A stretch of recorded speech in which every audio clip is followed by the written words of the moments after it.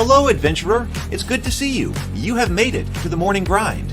Welcome, welcome. It's the live stream at the beginning of the Geekverse, where we talk about all types of topics in geekdom, gaming, and fantasy, with an emphasis on being constructive and creating the things that we want to exist in the world. It's all on the grind, Sizemore. Can't be too fine, can't be too coarse. That's exactly right. There are a lot of adventures to be had today. Dungeons to explore and monsters to slay, and who knows what a random encounter might send our way. That's why we have to prepare, so settle in now for the morning grind with your favorite beverage in hand. Tea? Or maybe something a little stronger. I've got a few bottles of the old Wynyard left. Whatever you want. Pull up a chair. Dude. If you're feeling fancy, how about a cappuccino? Or a frappuccino? Or how about an espresso? Just tea, thank you. Sounds good to me, Gandalf. Whatever you want. I'm just glad you're here. Everyone is welcome. You can just watch if you want. You don't have to worship anything you don't want to worship. Thank you, Mike.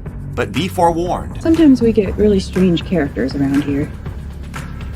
Wait, what's that you say? Why can't you come and be a part of the stream? My wife would disown me. Oh no, I bet she'll be fine with it. Come on in. Am I scared for my safety?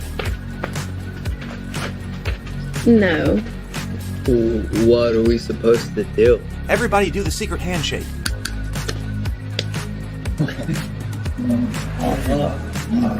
Secret cultist handshake. Oh, now do wizards who love each other. This, my friend, is a science. I still don't have gifts, but it's fine. It's all on the grind, son. Can't be too fine, can't be too coarse. Dude, this would be a sick place to bring the band. Indeed it would be, Dave. It really would. I'm seeing more people coming in. Welcome, glad to have you here. Oh, look, here's someone new. Is this the cultist meetup? Yes it is. Come to hang out? Please accept me. I have nothing else. Okay, we accept you. Everyone's welcome here. Brought some snacks. Well, that makes things even better. You want some coffee? I don't drink coffee. You sure? It's cultist coffee. What makes it cultist coffee? I'm a cultist and I'm drinking it. Oh. Then I'll have some. What exactly is going on here? I'm seeing more people coming in. Welcome. It's so great to have you. Oh, and look, here comes another stranger.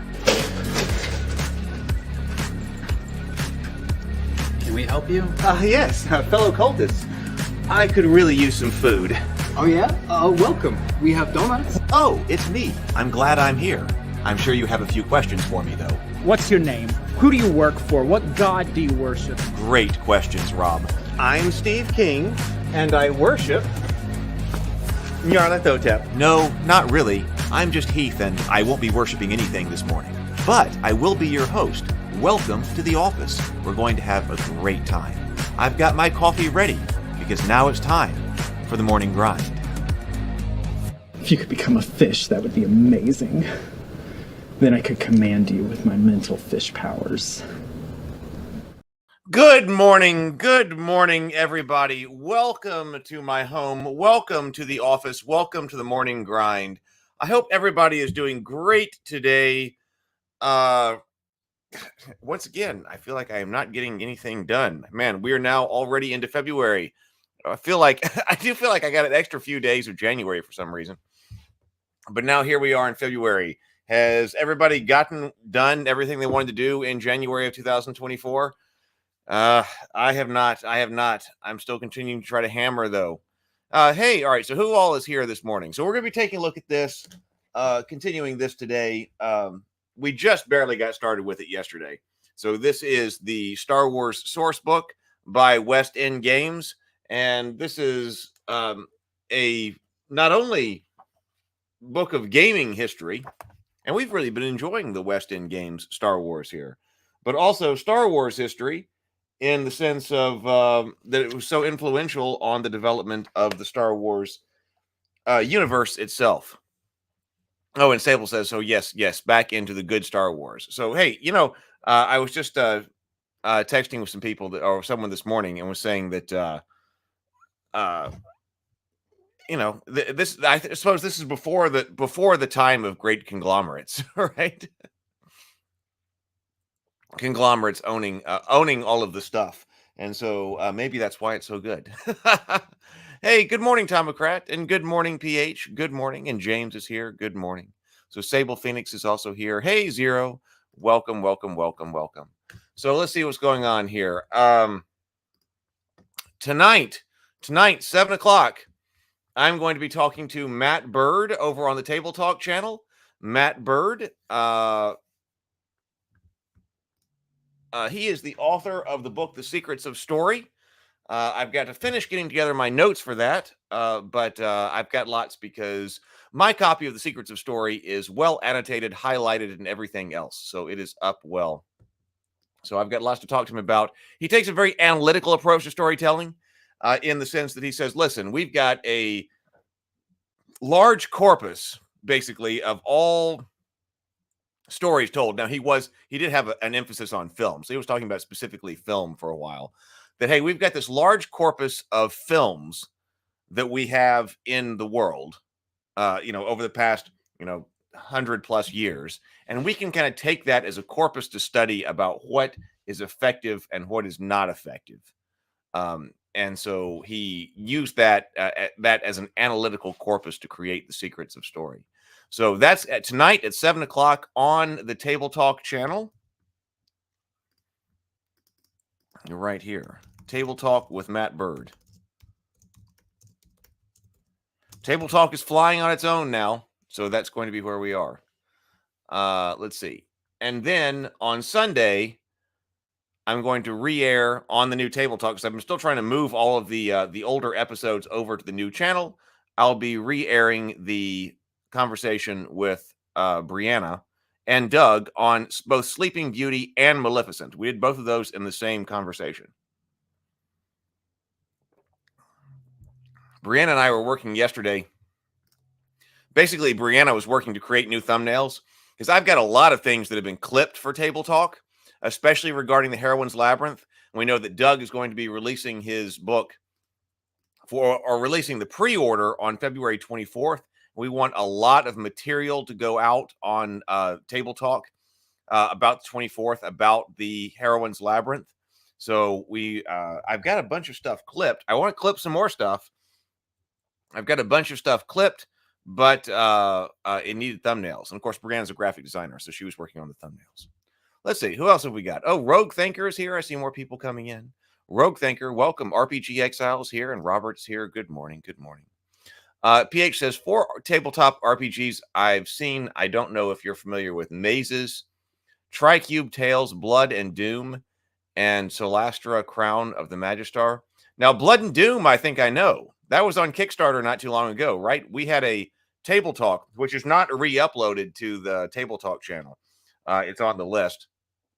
But if it's the game I'm thinking of, Blood and Doom, we had a discussion with the creators of Table Talk, creators of Blood and Doom on Table Talk. All right, so let me take that down. Let me come over here.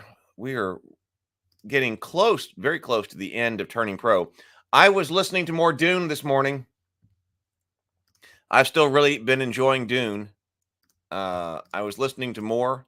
I want to be sure that I'm done with it. I highly recommend, if you're interested in getting into the book before the new movie comes out, I have been reading or listening to the audio production. It's more like an audio production than an audio book of Dune. It's the one that actually has the movie cover on it, and it has been very good. It's been very good. So I recommend it. And so that's a great way if you're going to be cleaning the house or doing other activities and you want to actually go through Dune before the movie comes out.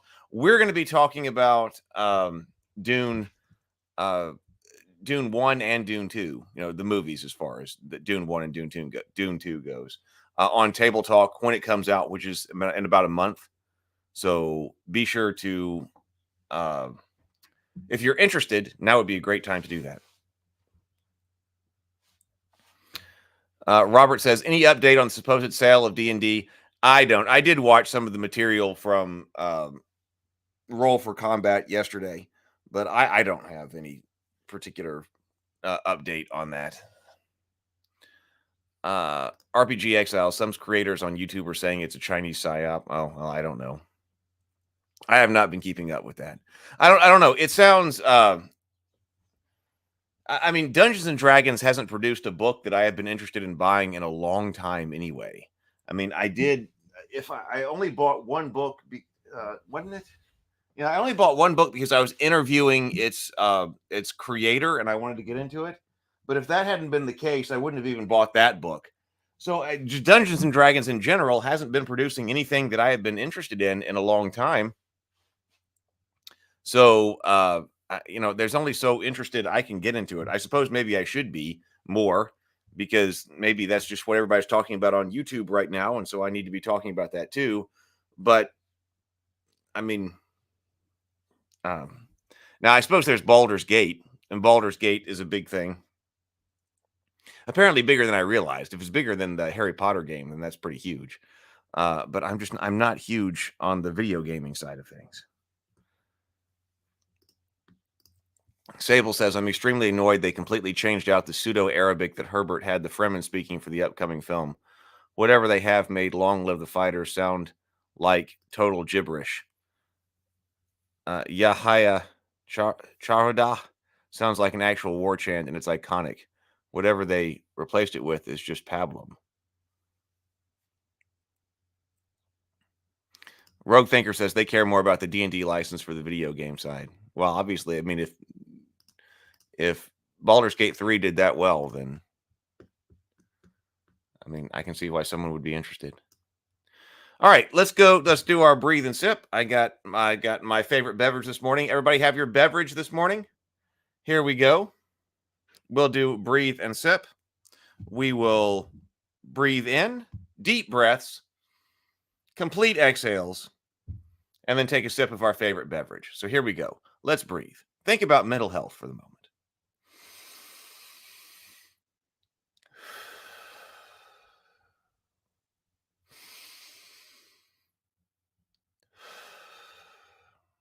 And sip.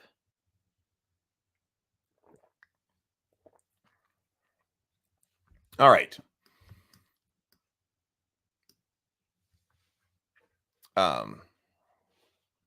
What is this? Oh, Turning Pro by Stephen Pressfield. Musar.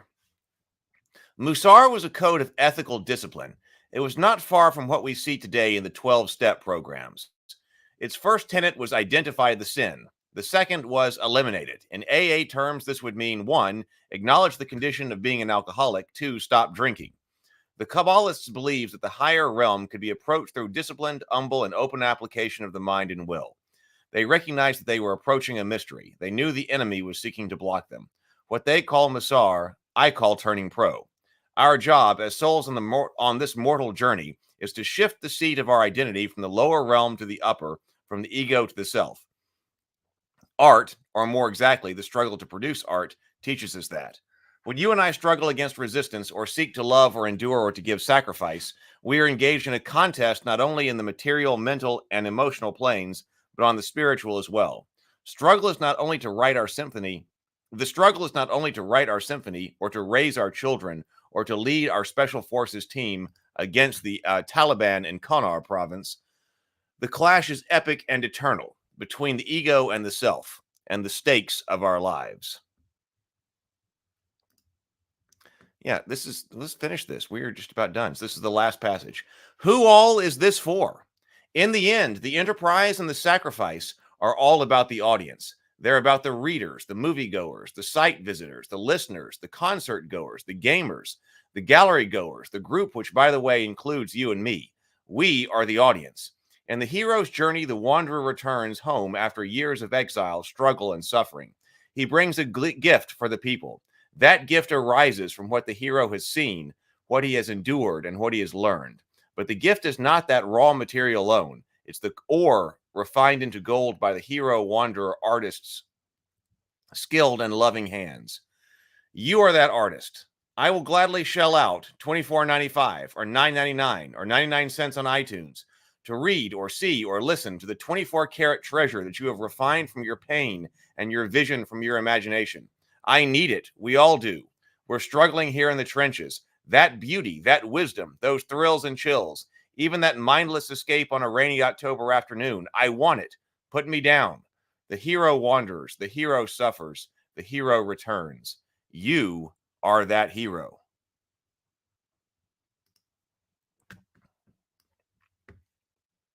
So Stephen Pressfield is the author of The Gates of Fire, Tides of War, The Afghan Campaign, The Profession, The Warrior Ethos, and The War of Art, among others. He lives in Los Angeles. In 2008, he was made an honorary citizen by the city of Sparta in Greece. That's for the work on, for his work, The Gates of Fire.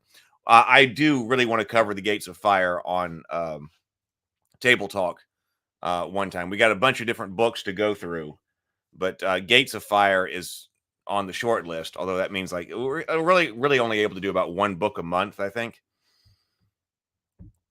But The Gates of Fire will be on that list. That's about the Spartans at Thermopylae. It's fantastic. It is my favorite book, The Gates of Fire, if I just get to choose a single book, because it gets more complicated if you're talking about the Lord of the Rings or something like that's a series. That's a series, because so many books are series today. But if I were just to ask what is my one single most favorite standalone novel, it is hands down The Gates of Fire. All right.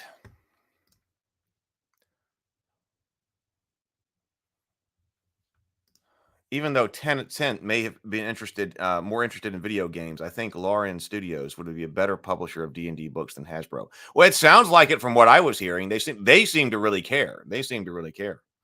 So we will need another book for tomorrow, and I have one. It was recommended to me on the Discord server, so I believe we will have another book for tomorrow.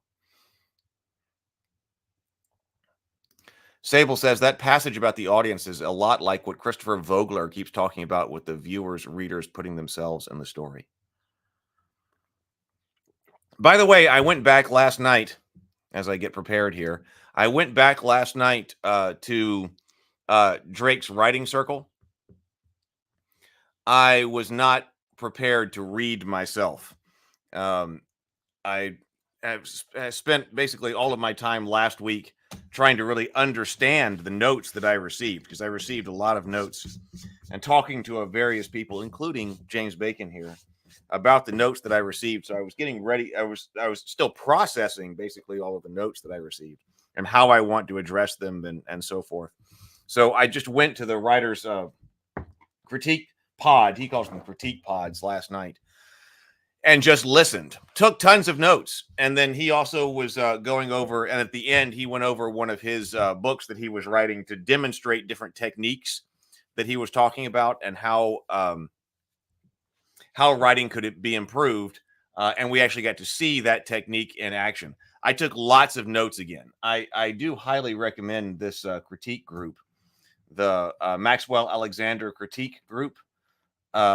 So I took lots of notes, and I think I have a better understanding now of the notes that I received. And so this week, I think I'm going to be able to actually get back to rewriting what I need to write. Because by the end of last night, I was like looking at my notes or my work going, oh, okay, wait a minute. I'm understanding a bit better now.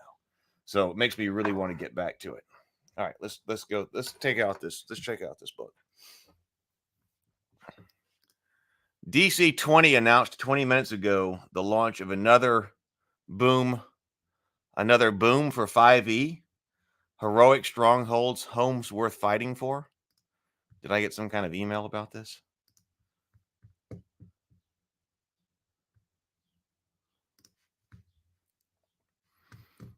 Wait, so what is this? Let's see.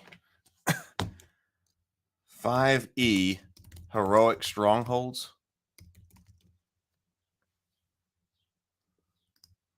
DC 20. Oh, book, sorry. Oh, boom. Oh, another book for 5e. Well, okay, wait a minute here. I see.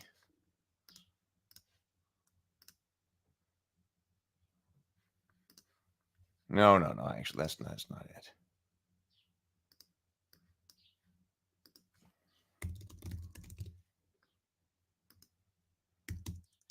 I think I'm subscribed to that channel. I should be. I feel like other people have information on that, and I never get it. So that's the Dungeon Coach. Is that a YouTube video?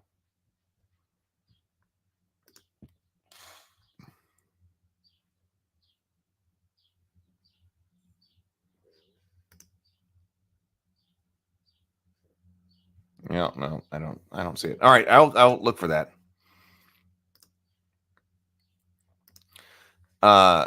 Let's see.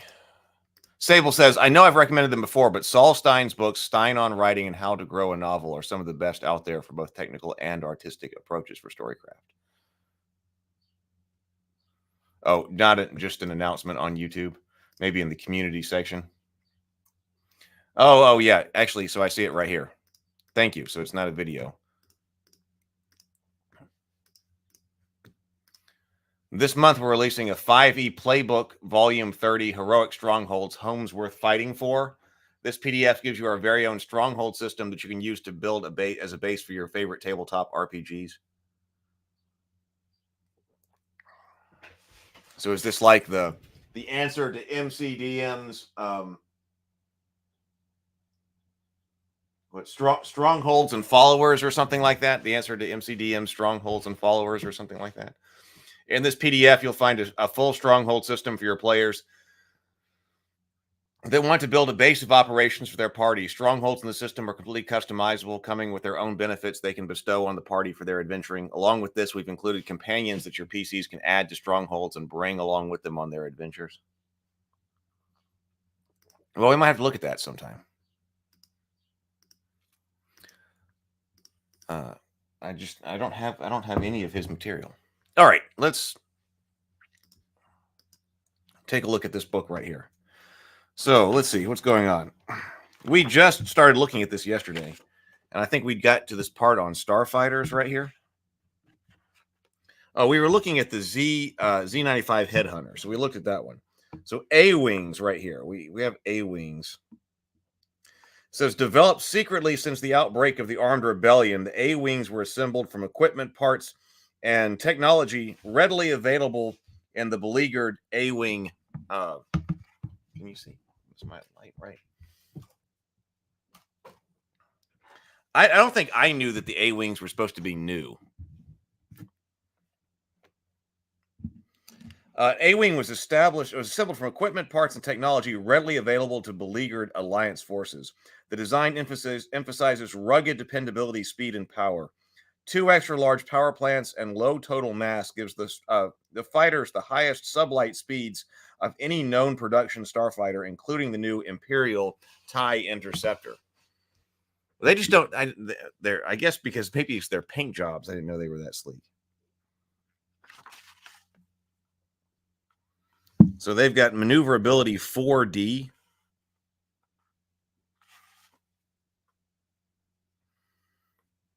Now here's the B-Wing starfighter. Maneuverability 1D plus 1.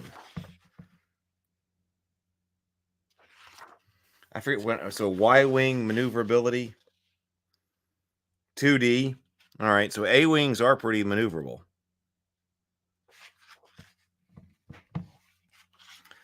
Now the B-Wings here.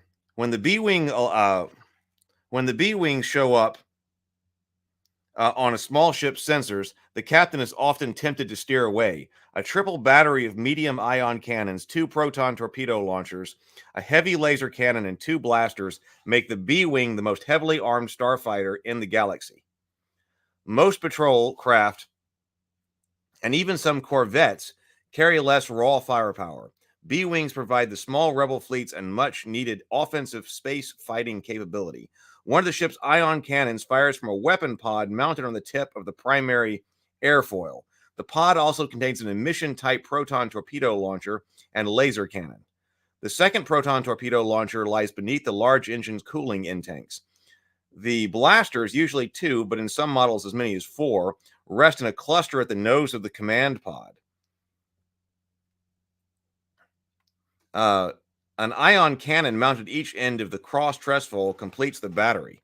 The ion cannons and proton torpedoes are linked to aim at the same target.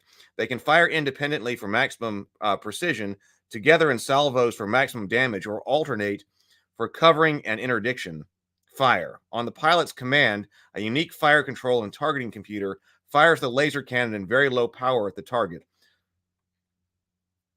Firing continuously in this mode, the laser gives the computer near perfect target range and information about doing damage. Once the laser locks on the target, the ion cannons and proton torpedoes fire. This system ensures an extremely high first hit probability. But of course, this reveals the B-Wing's approach vector to defensive gunners. Consequently, the B-Wing fighters rarely use the targeting system, and many have removed it entirely. Their blasters fire independently under the pilot's direct control. The B-Wing employs a radical design feature, an automatic, gyroscopically stabilized command pod. The pod contains, I think I remember that existing. Hey, good morning. Good morning, Stray. Sable says, yeah, the A-Wing was originally commissioned to be designed by Admiral Donata's order to have something that could convert or compete with the TIE Interceptor. They did call it an airfoil. I noticed that. They called it an airfoil instead of an S-foil. For shame. They did call it an airfoil here. Oh, thank you, Stray. Stray sent in a $20 super chat. It's a trap, Stray says. Thank you.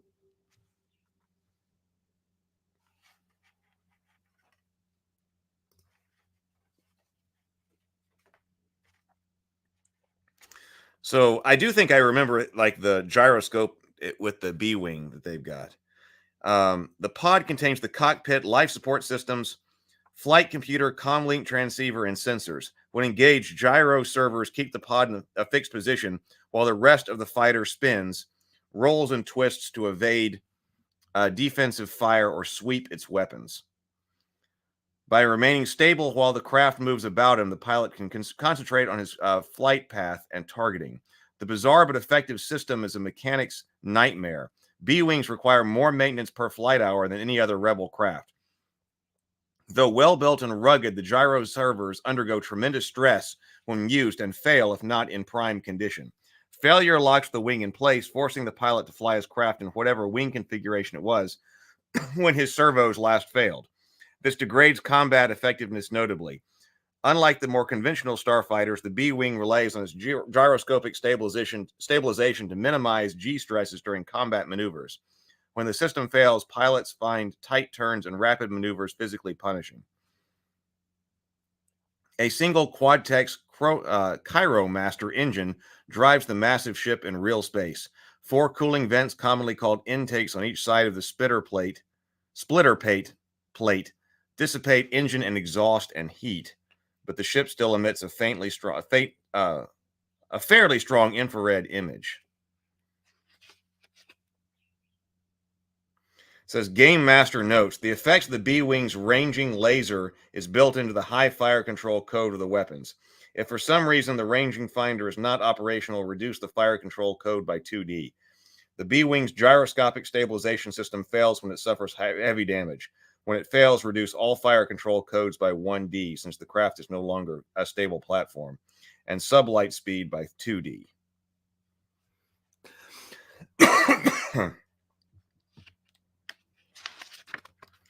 Y-Wing Starfighter.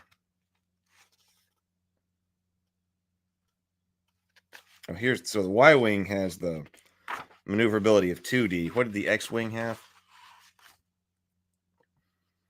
3D.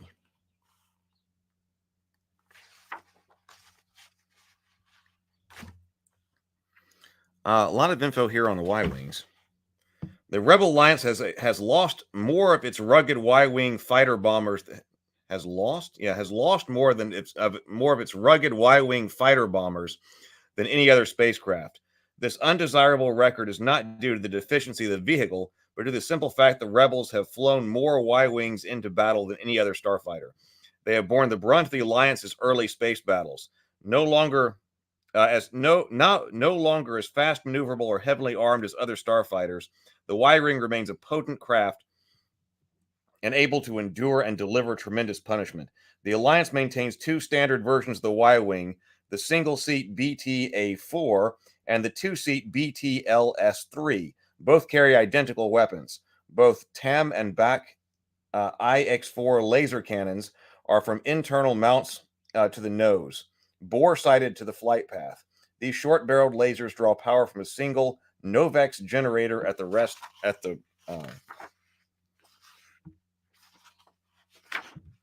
rear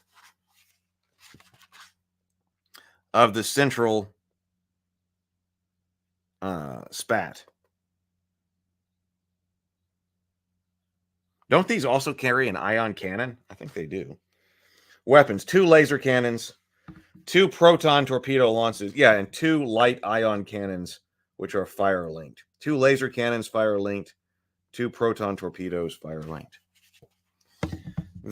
We looked at X-Wing. X-Wing was in the original RPG book.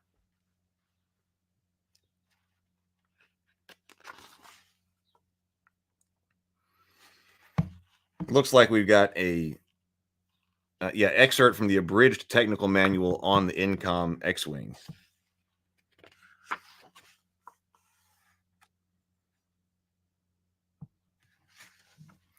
Primary components list. Here's the TIE Starfighter. Here's spacecraft performance data chart. Hyperdrive, multiplier, sublight speed, maneuver, hull, all put together in one table for us. The TIE Fighters escort fleets provide reconnaissance, patrol disputed space, support ground troops, engage smugglers and pirates, and hunt down rebels. To many space TIE fighters, rather than Star Destroyers, symbolize the true might of the Empire. Few ships ever face a Star Destroyer, but TIE fighters are everywhere.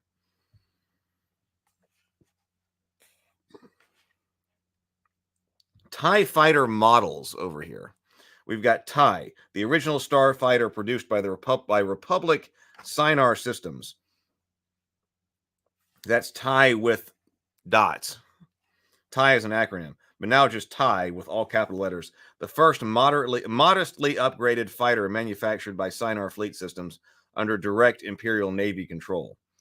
The TIE-N, now the standard fleet TIE fighter. This model carries a separate power generator for its laser cannons. TIE-Re, extra sensitive I guess that's for recon, extra sensitive sensors and long range communications gear. Equipped the special reconnaissance fighter. Yep, okay. Armed with only 1 laser cannon. TIE-FE. These fighters provide accurate fire control and target designation for long range naval bombardments of ground and space targets. The fighters maneuver near the target, transmitting precise aiming coordinates back to a fleet ship safely out of the target ship's counterfire range. These fighters carry laser target designators and jam-resistant data comlinks. A TIE GT, an enlarged hull, allows these fighters to carry a whole range of torpedoes and bombs. Found mostly in ground transport squadrons, this model is gradually being replaced in service by the new TIE bomber. I thought there was a TIE bomber.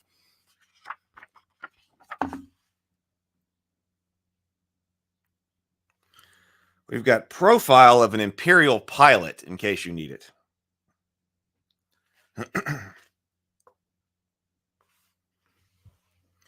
The TIE Interceptor. The TIE Interceptor is the Empire's newest addition to the TIE series of starfighters. We were just talking about this in the relation to the A-Wing. After the destruction of the Death Star in the Battle of Yavin, Imperial commanders and pilots called a meeting with top Imperial designers to decide how to beat and counter the unexpectedly high level of Rebel daring and ingenuity as evidenced by the performance of Rebel Alliance pilots and machines during combat. After much debate, the panel concluded the Empire needed a fighter that was faster, more maneuverable, and more lethal. A fighter, in short, that could far surpass the Rebellion's X-Wings and Y-Wings. For economic as well as design reasons, they decided to keep the basic TIE fighter design and modify it by drawing on innovations included Darth Vader's custom-built bent-wing TIE fighter. That's the one that I built. Yeah, there we go. There's the TIE Interceptor right there. It is pretty cool looking. I remember building a model of Darth Vader's custom TIE fighter. That was one of the ones that I had hanging up on my room, the ceiling in my room. I never built just a standard TIE fighter. It would have been cool to have that one flanked by 2 standard TIE fighters, but didn't. Never got them, but had Vader's. The maximum speed of the new TIE Interceptor was enhanced by increasing the size of the standard twin-ion engines and providing the necessary additional power input by increasing the size of the solar panels. This was avoided in the original TIE series fighters to maximize pilot visibility, but in the Interceptor, the panels have been streamlined and reshaped. They utilize the new bent wing format found in Vader's prototype craft, but are dagger-shaped instead of rectangular to solve the visibility problem. According to reliable Imperial sources, the new TIE Interceptor is the fastest starfighter in the galaxy. However, sources close to the Rebel Alliance claim their A-wing is still on top. Firepower was increased by forward-mounting 4 laser cannons on the tips of the modified dagger-like solar panels and dispensing with the twin chin-mounted cannons found on the standard TIE fighter. In addition, the targeting software in the fire control computer was updated to allow faster response and more accurate tracking capability. Yeah, that is a cool ship.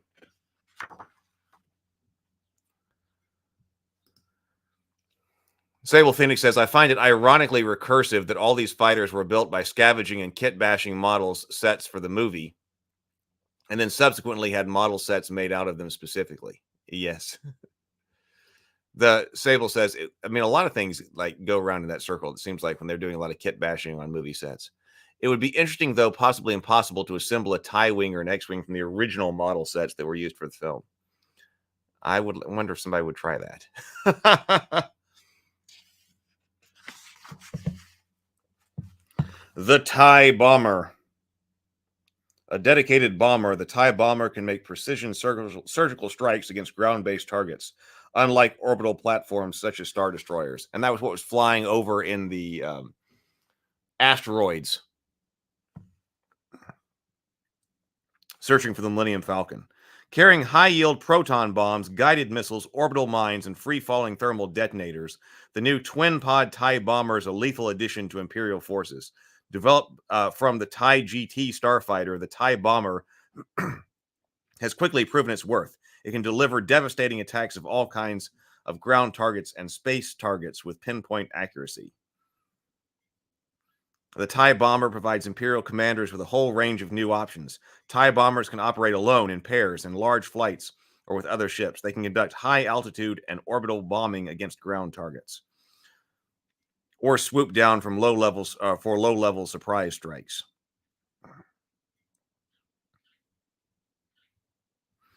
Here we've got a standard Imperial Star Destroyer TIE Fighter complement. Sable says, fun fact, the TIE Bomber was originally conceived as a shuttle and troop transport.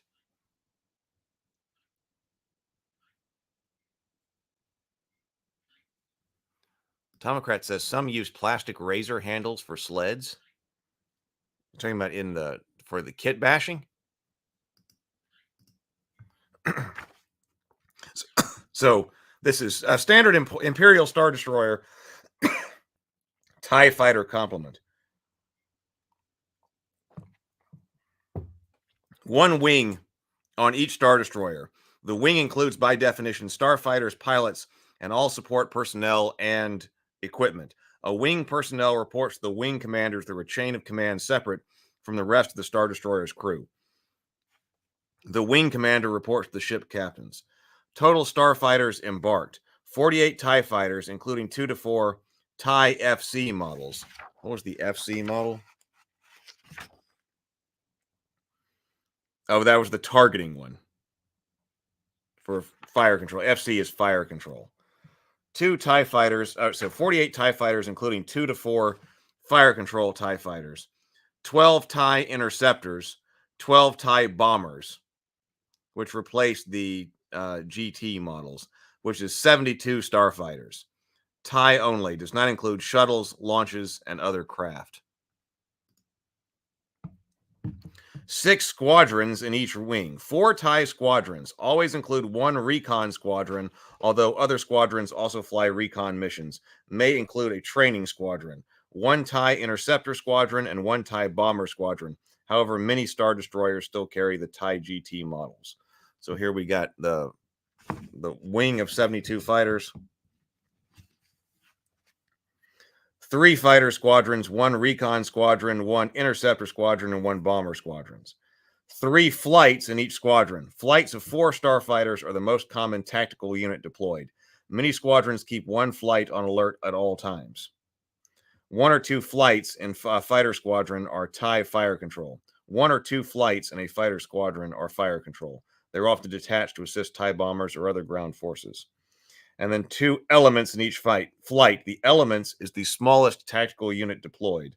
Each element is made up of a leader and his wingman, 2 starfighters. Comlink calls and signal orders are comlink call signs and orders are issued to leaders only. Wingmen follow.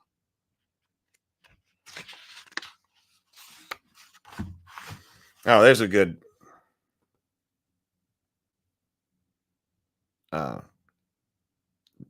model of the TIE bomber.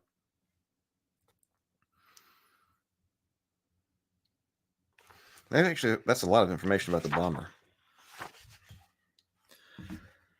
Chapter 3, Combat Starships. We've got Corellian Corvettes right here.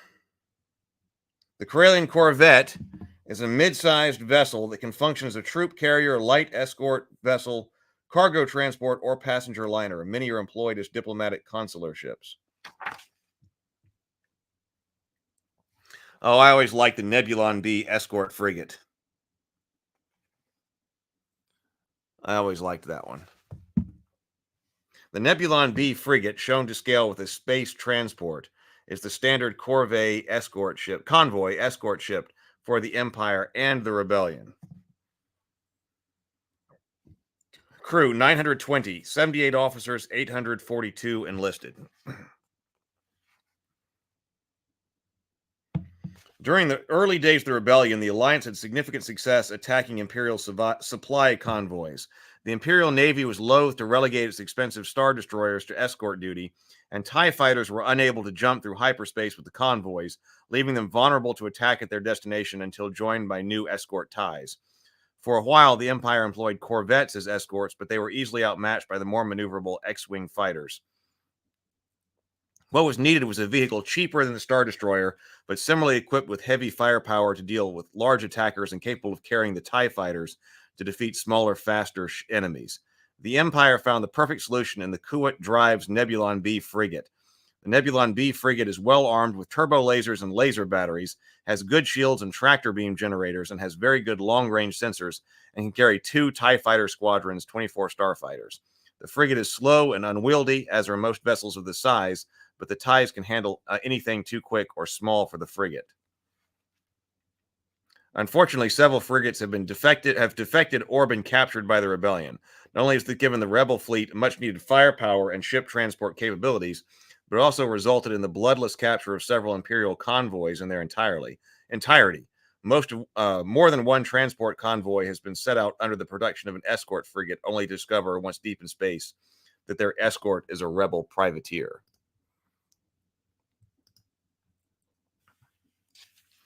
Victory-class Star Destroyers. Imperial-class Star Destroyers. I wish there was a greater distinction between those two visually.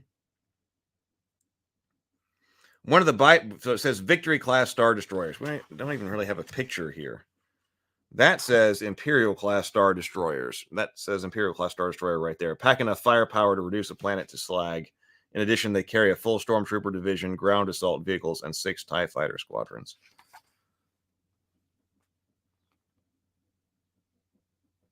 Lord Vader Squadron, Imperial Star Destroyer.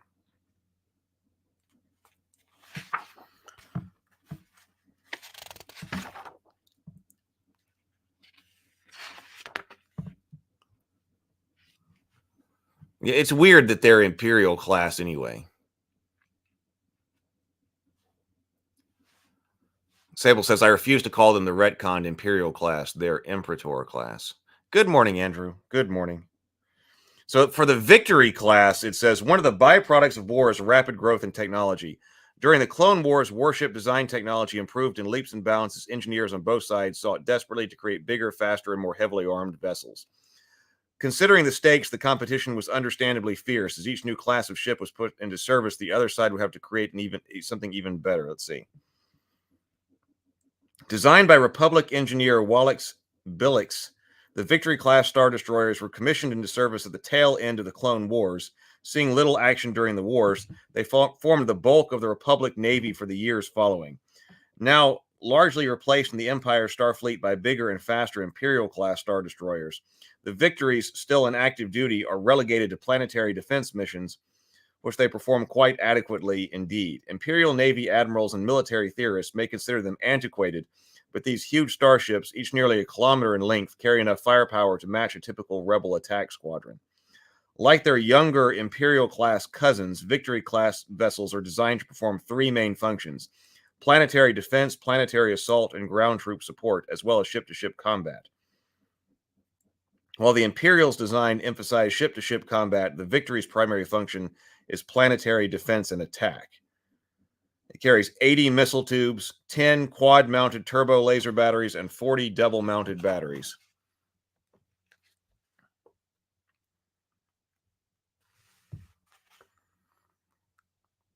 So the Imperial class here.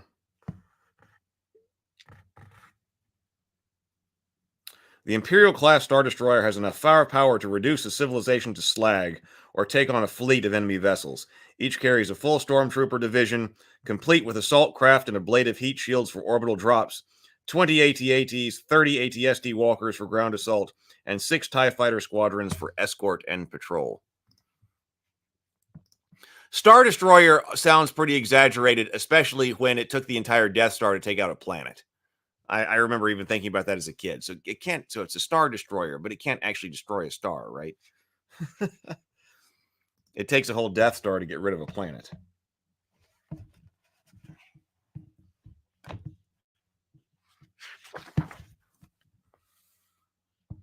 So let's see what it says about Lord Vader's squadron. Lord Vader commands a special Star Destroyer squadron consisting of the Super-class Star Destroyer Executor, the Imperial-class Star Destroyers Devastator and Avenger, and 2 other ships whose provenance is classified. Or provenience is classified. His is a roving command charged with rooting out and destroying the Rebel Alliance wherever its forces may be found. Each of the vessels in his squadron was chosen for its record of accomplishment under fire. Devastator was Lord Vader's personal flagship until the Battle of Yavin. Before that, it was the flagship of Lord Tyen's task force. Under Tyen's command, Devastator eradicated many rebel outposts and saw heavy action in the subjugation of Ralatil, a planet sympathetic to the Rebel Alliance. Avenger has a long and valorous history. It's been involved in more than 436 planetary suppression missions since commissioned. Strangely, it has also served under 8 different captains in the last 2 years. Lord Vader's new flagship and pride of the squadron is the Executor, the first super-class Star Destroyer. Already this class of 4 ships has begun to gain acceptance among the Admiralty, and the Empire proposes to build more of these as time and the naval budgets permit. But even as additional number of super Star built, the Imperial Navy will rely upon the current standard, the proven, cost-effective Imperial Star Destroyer for the mainstay of the Imperial fleet.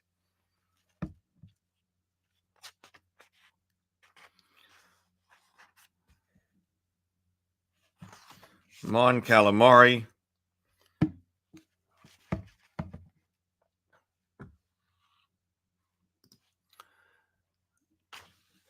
Sable Phoenix says, actually, a task force of Star Destroyers was capable of glassing an entire planet. It would just take them days to do so. The Death Star wasn't necessary from a strategic standpoint and definitely was a terrible tactical unit. It was purely for terror, the idea of reducing a planet to an asteroid field with one shot, regardless of any planetary shielding. The Tarkin Doctrine, right? Chapter 4, Space Transports. Space Barges. Oh, we got stock light fighters. We do have the Millennium Falcon right here, though.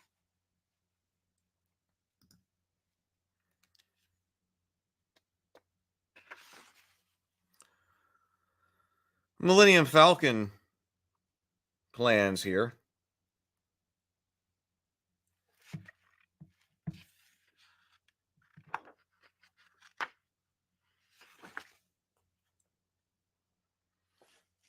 Millennium Falcon. So 2 quad laser cannons, 2 concussion missile tubes, 1 light laser cannon.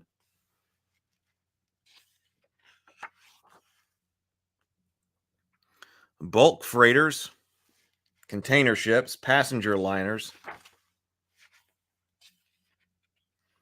rebel transports.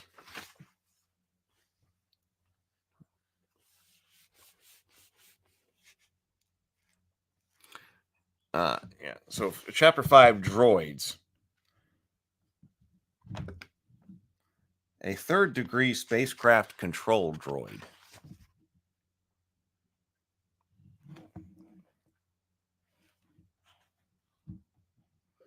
Protocol droids, medical droids. It's 2-1B.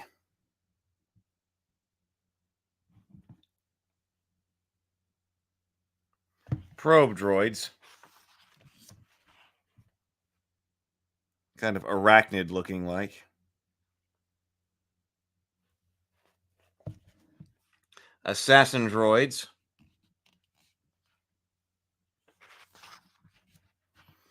Chapter 6, repulsor lift vehicles.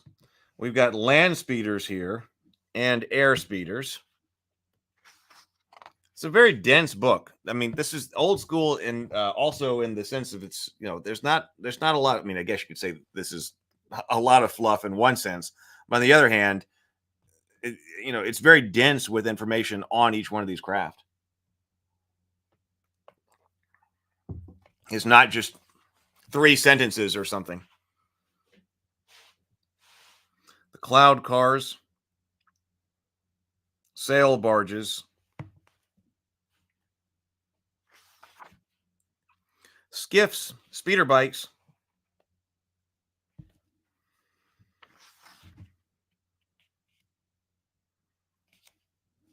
a swoop,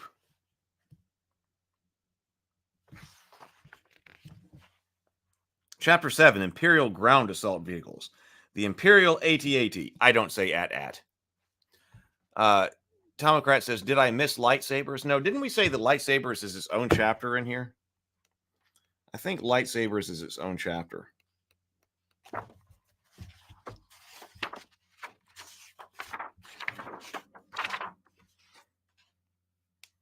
Yep, chapter 11 is lightsabers.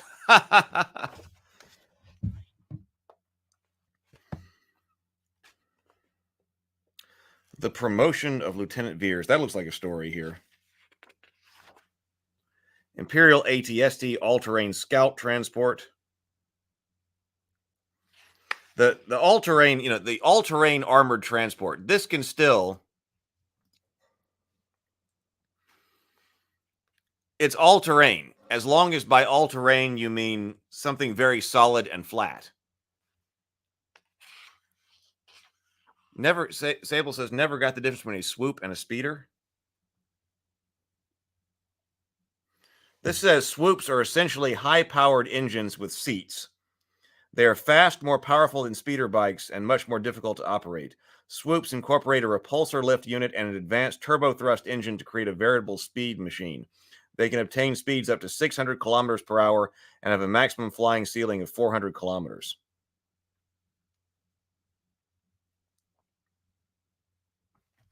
For whatever that's worth. What does it say about speeder? Speeder bike. Whereas a speeder bike, it says, originally designed to serve as cheap, fast, ground-based personal vehicles, speeder bikes quickly gained a significant portion of the repulsor craft market. Today, there are few models that conform to the cheap prototype as bigger, faster, more expensive design models, or the norm rather than the exception. Speeder bikes are the 1 or 2 man repulsor lift vehicles capable of traveling at high speeds across a planet's surface. Brands are numerous, with model ranges from small reconnaissance craft to armored military bikes.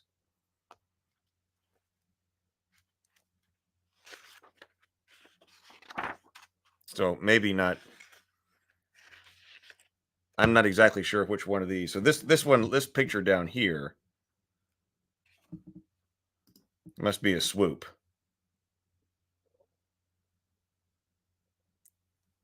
Where it says this one up here is a speeder bike.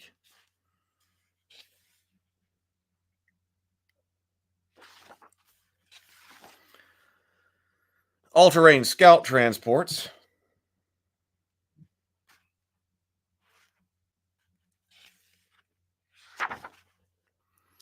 Chapter 8, Aliens. We got message on information on the Ewoks, the Gamorreans.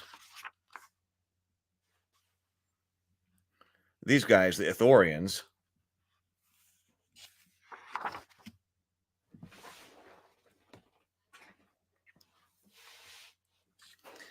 Jawas.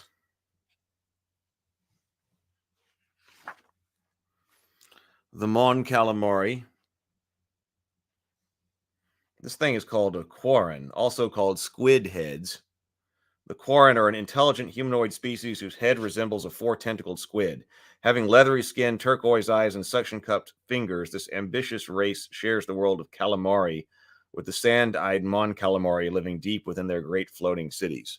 Oh, I didn't know that. So also from Mon Calamari. Sand people, also known as the Tuscan Raiders. Celestians.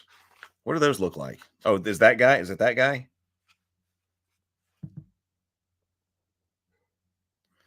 Twi'leks, which is in here.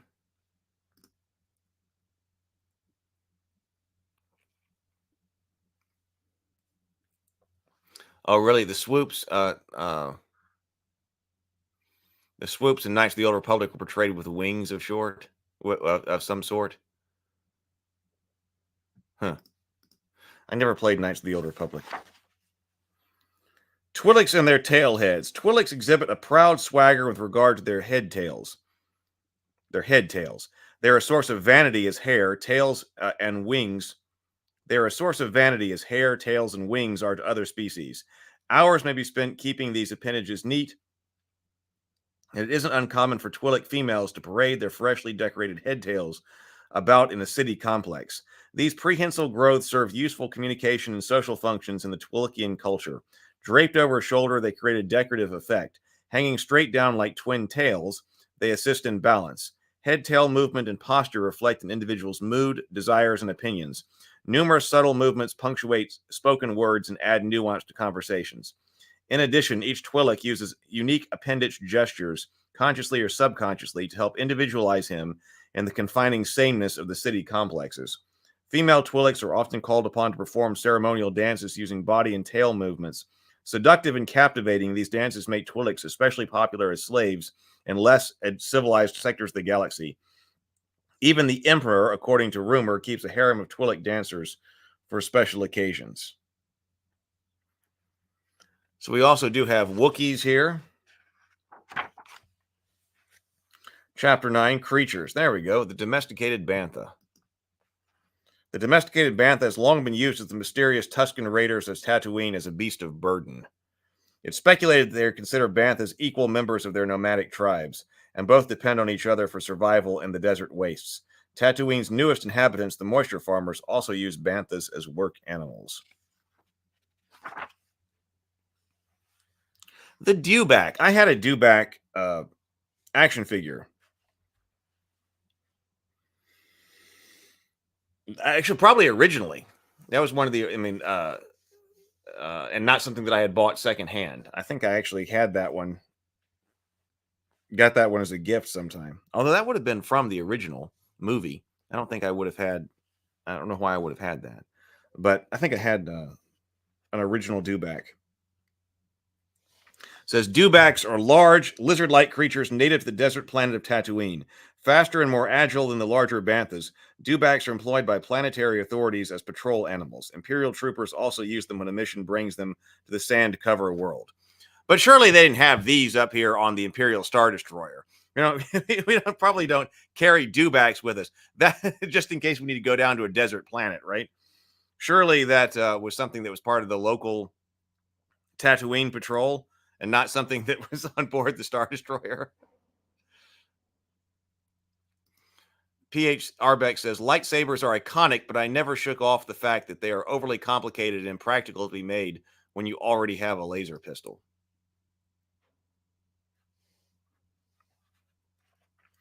Minox. We talked about how you can encounter those in deep space the other day. The Rancor.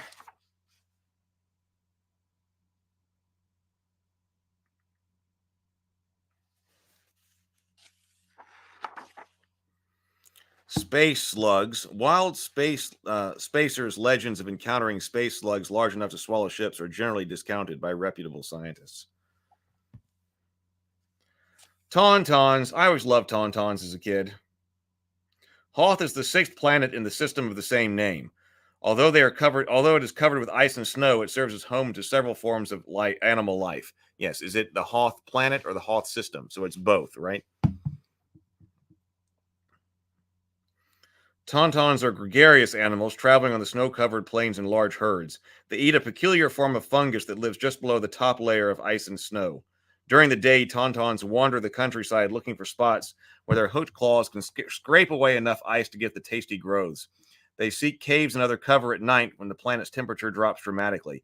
Huddling together for warmth and protection, if caught in the open after dark, even their thick fur will not protect the animals for long in Hoth's bitter cold. The winter months on Hoth are particularly hard for the tauntauns. Ice forms over everything. Food and water is very scarce at the time, and most must be dug out of the frozen ground. And both must be dug out of the frozen ground. Since the ice sheet is hard and unyielding during that season, many tauntauns die of starvation during the winter months. But the few settlers who have built outposts on Hoth have discovered that tauntauns make excellent mounts. They are loyal, easily trained, and can negotiate the frozen race with relative ease. Oh, we didn't have Wampa in here. It says over here, on Hoth, tauntauns serve as food for the dreadful Wampa ice creatures. These fearsome beasts grow over 2 meters tall and are covered by snow-white fur. They have sharp claws and pointed teeth, well suited for rending and tearing. But I don't see Wampa in here. Chapter 10, General Equipment.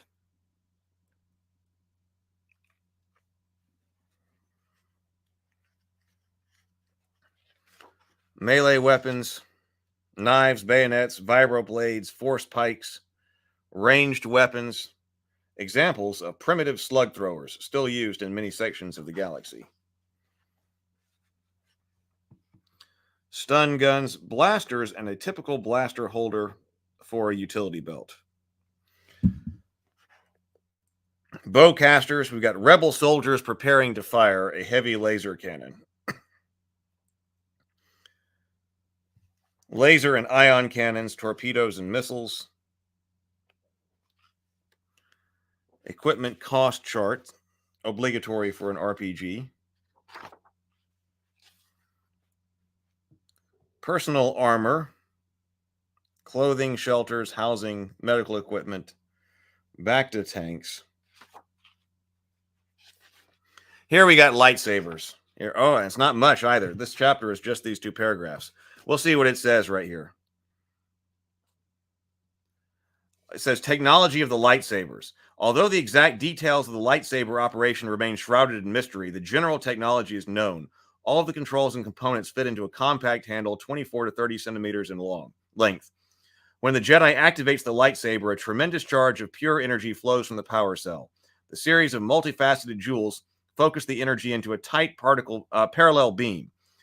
Each saber beam has a unique frequency which determines the feel of the blade, how it handles when cutting something or contacting a force field or other saber blade. The frequency of each saber blade can be calculated from its blade color and pitch it generates. Sabers use between 1 and 3 joules to give their beam a specific frequency. Sabers with a specific joule have a fixed amplitude which determines the blade length. Other sabers with multiple joules can alter their amplitude and thus the blade length by rotating or varying the separation between the joules. The best sabers use natural joules, but evidently the Jedi can forge synthetic joules and with a small furnace and a few basic elements. The beam emits from a positively charged continuous energy lens at the center of the handle. The beam then arcs circumferentially back to a negatively charged high energy flux aperture, usually set in a disc that serves as a handguard. The power amplitude determines the point at which the beam arcs back to the disc, setting the blade length. The tight, arcing beam forms a blade of amazing strength. A superconductor transfers the power from the flux aperture to the power cell. Almost no energy is lost in the process. The beam doesn't even radiate noticeable heat, although it does fluorescence and hum. The saber loses power only when it cuts through something. I wonder if this is one of the first times that was talked about as well. The saber only loses power when it cuts through something, but not when contacting another saber blade. The Jedi must use his strength and skill to force his blade against another saber blade. No lightsaber can cut another's beam. Control at the hilt of the saber adjusts the power cell capacity and allow periodic rechargings. Although exact duration figures are unknown, it is clear that Jedi can use their sabers for years at a time before recharging becomes necessary. Yes, like a Yeti Wampa, right? So we had rules for the lightsabers in the other book, I believe.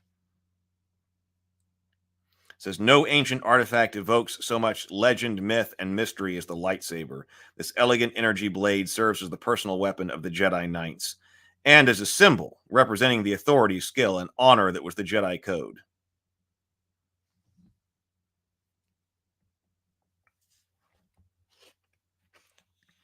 Every Jedi built their own saber by hand, it says here. Each one was different in size, shape, color, and styling, although they all remained simple in design and appearance. Even their controls and capacity and capabilities may have differed. Some sabers had variable blade length, shortening for close fighting, lengthening to hold an enemy at bay. Some include safety switches that shut the blade off if the grip was released. Others locked so they could be thrown, though a skilled Jedi presumably could control the switches in flight.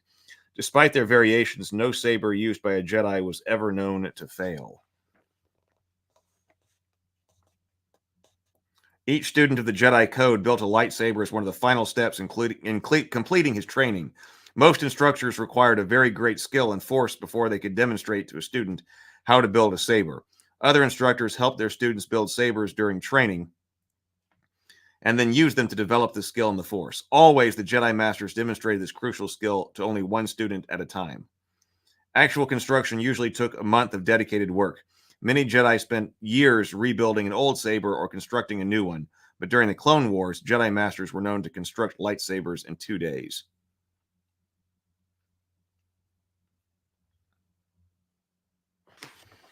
So basically, that's our information there. We don't have a whole lot left in this book. Let's keep going and see if we can finish this. Yeah, I noticed we did not have Kyber crystal, the word Kyber crystal used here. I do like the retcon that the Kyber crystals be attuned to the Force user for the color, but I still prefer this stuff. Yeah, I noticed there was no mention of Kyber crystals. Sable Phoenix says the official canon of lightsaber construction has been a mishmashed mess throughout Star Wars history. I vastly prefer the explanations put forward in the lightsaber commentaries, done in the tradition of the turbo laser commentaries, based purely on observation of what's been seen in the films. It makes lightsabers coherent, but even stranger and cooler. I have never heard of that. You can only find the lightsaber commentaries on the Wayback Machine, unfortunately. Huh. I way prefer all of this to the more recent simplification. Yeah, lightsabers are supposed to be cool. Yeah, we do have a great picture of the ice troopers down here, the snow troopers here, cold assault troops here.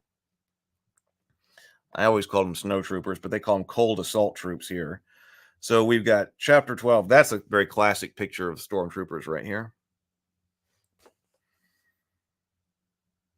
Members of the Imperial Blizzard Force Snowtrooper Platoon. Snowtroopers employ a variety of heavy weapons, including the tri-mounted automatic laser cannon. It says, Blizzard Force snowtroopers are trained to work in tandem with AT-AT walkers. These vehicles are ideally suited for the extreme temperatures and icy terrain worlds in which the snowtroopers patrol. Once walkers have secured an area, they kneel, allowing snowtroopers to disembark and clear any pockets of resistance. But what we should have actually seen them do is like rappel off the sides of them.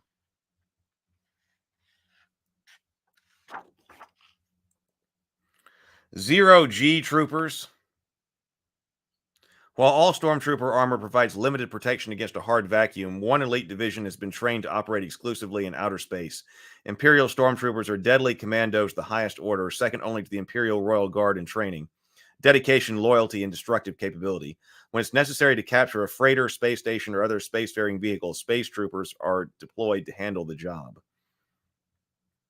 A space trooper platoon uses a refitted and heavily armored shuttle, complete with tractor beam generators, full sensor suites, power harpoon guns, concussion missile launchers, and automatic blaster cannons.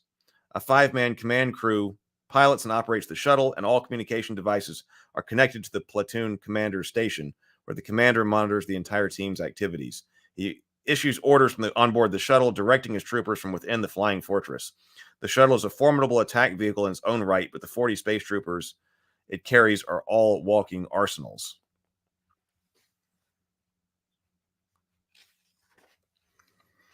We've got the scout troopers as well, an Imperial scout trooper. Hey, Retro Nerd Girl.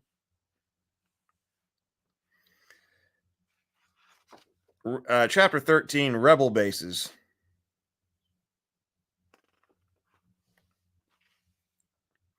Surveillance post, recon base, outpost,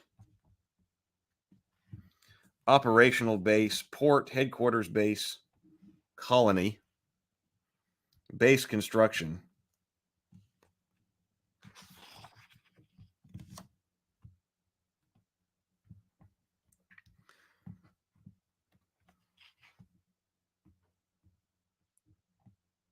Can you imagine having this book when this is basically all you had? Terraform Rebel Outpost, Starfighter Squadron, X-Wing.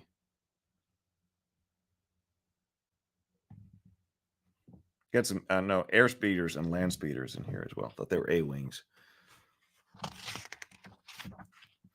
Chapter 14, Imperial Garrisons. Standard Battalion Garrison. Typical personnel, perimeter and outer defenses.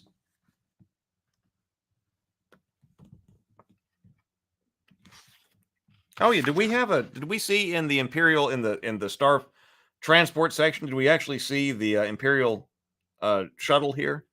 That's classic.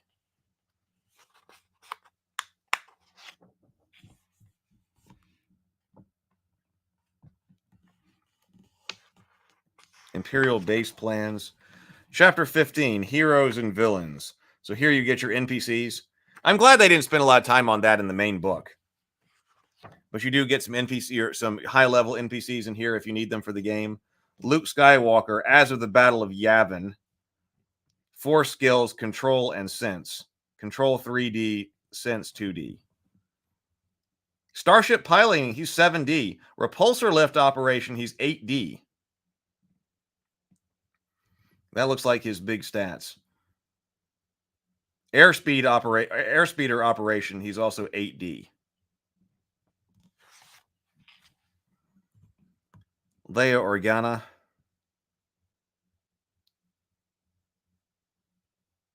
She's 7D in knowledge, 7D in alien race knowledge, 8D in bureaucracy, and 8D in culture.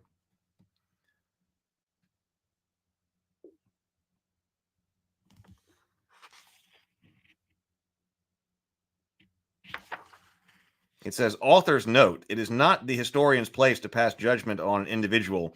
Instead, he should simply describe the circumstances of his or her life and let the reader decide. However, for this article, the author believes it's appropriate to detail his opinions on the subject Han Solo, so the reader may recognize the author's personal bias. Han Solo is without a doubt a smuggler and a pirate. He's wanted for a variety of crimes on a dozen of planets throughout the galaxy, both within and outside the Empire. He consorts with unsavory characters from the dark underbelly of civilization. He has several prices on his head from both the Empire and notorious underworld figures. He's quick to anger and follows no rules but his own. He's thoroughly a rogue.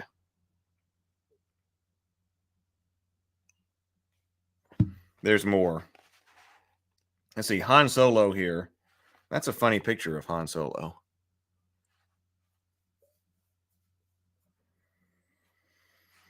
He's Blaster 9D plus 1. Starship piloting 10D.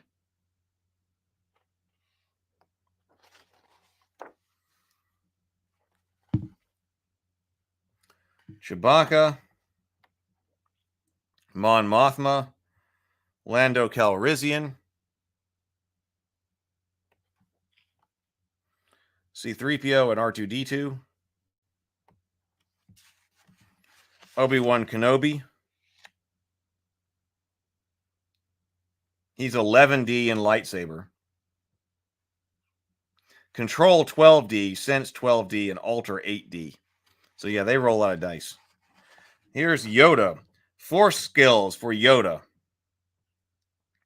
Force skills, Control 14D, Sense 13D, and Alter 10D.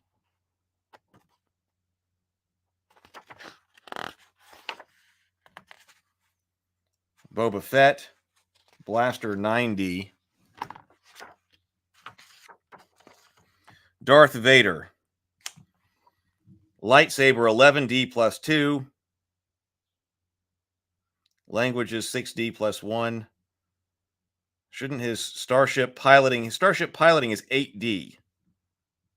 I would have thought he would have been higher than that. Control skills, though, for the Force are 11D, Sense 12D, and Alter 10D plus 1.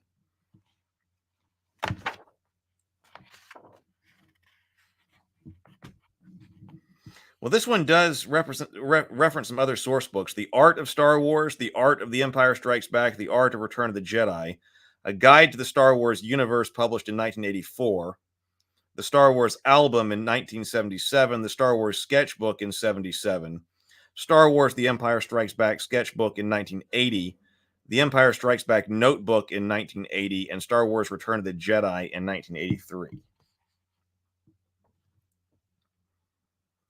There's an advertisement for the new one.